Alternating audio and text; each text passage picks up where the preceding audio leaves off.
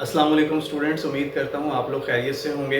आज का जो हमारा टॉपिक है वो है प्रोसेस शेड्यूलिंग, जिसमें हम ये समझेंगे कि कैसे प्रोसेस को शेड्यूल किया जाए। प्रोसेस के बारे में हमने प्रीवियस वीडियो में बहुत डिस्कशन की है, तो प्रोसेस को थोड़ा सा रिवाइज कर लेते हैं कि process a program in execution, एक ऐसा प्रोग्राम होता है जो इस टाइम दौरान एग्जीक्यूशन प्रोसेस कहलाता है। नेक्स्ट जो हमारी डिफाइन मैंने यहाँ पर डिस्कस किया है, डिफाइन प्रोसेस शेड्यूलिंग से क्या मुराद होती है। प्रोसेस शेड्यूलर ये डिसाइड करता है कि which process should run first, कि बहुत सारे प्रोसेस इस टाइम पे रेडी क्यू में हैं।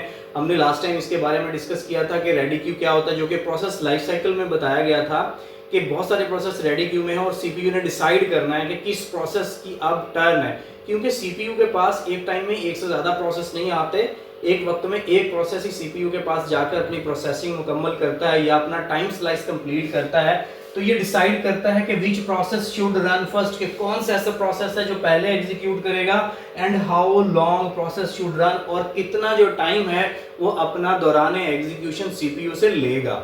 FCFS first come first serve, जो प्रोसेस पहले आएगा वो प्रोसेस पहले अपना टास्क मुकम्मल करेगा।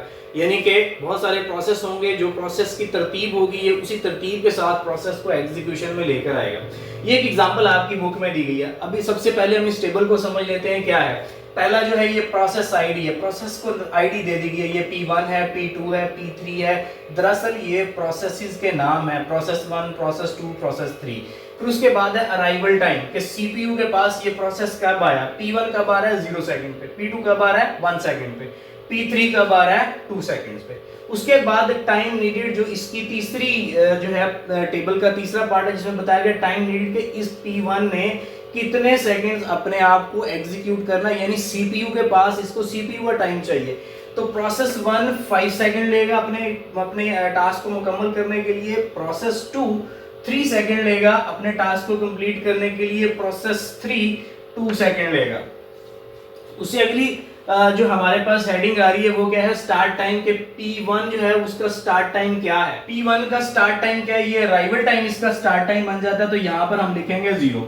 P सेकंड ने अपना टास्क कितने टाइम पे मुकम्मल किया, 5 सेकंड पे, तो यहाँ हम पुट कर देंगे 5। याद रखिएगा जो फिनिश टाइम होगा वो नए प्रोसेस का स्टार्ट टाइम होगा, तो इसी 5 को आप यहाँ पर ले आएंगे कि इसका स्टार्टिंग टाइम क्या हो गया, 5 सेकंड हो गया, और इसकी कंप्लीशन टाइम क्या था 3। तो यहाँ पर इसने 5 से लेकर 8 तक अपनी एग्जीक्यूशन की। इसी 8 को आप नेक्स्ट का जो है वो स्टार्ट टाइम मानेंगे कि 8 पे जब ये इसने एग्जीक्यूशन खत्म की तो ये इसका 8 स्टार्ट टाइम था, और P3 ने कितने सेकंड चलना था 2 सेकंड। तो यहाँ पर हम क्या पुट कर देंगे 10।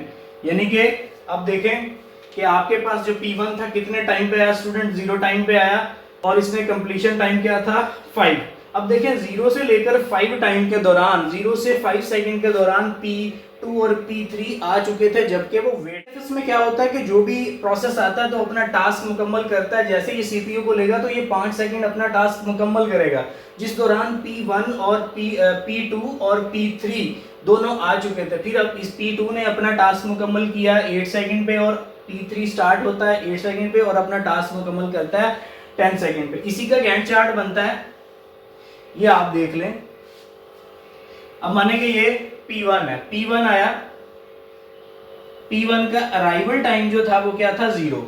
P1 ने अपना टास्क किस पे कंप्लीट किया 5 सेकंड। P1 के बाद क्या आया P2, P2 का अराइवल टाइम क्या बन गया 5, और इसने अपना टास्क कितने सेकंड में कंप्लीट किया है 3 सेकंड में। तो ये कितना हो गया 8। उसके बाद आ गया P3 आ रहा है कितने सेकंड पे 8 सेकंड पे आ रहा है, और इसने इसका जो कंप्लीशन टाइम है वो क्या है 2। तो इस तरह ये क्या हो गया 10 सेकंड पे इसने कंप्लीट किया। अगर हमने कंप्लीशन टाइम निकालना है तो P3 के एंड वाला देख लें। P3 अपना टास्क मुकम्मल कर रहा है 10 पे, P2 अपना कंप्लीट कर रहा है 8 पे, P1 किस पे कर रहा है। होप सो स्टूडेंट्स आपको आज का लेक्चर पसंद आया होगा।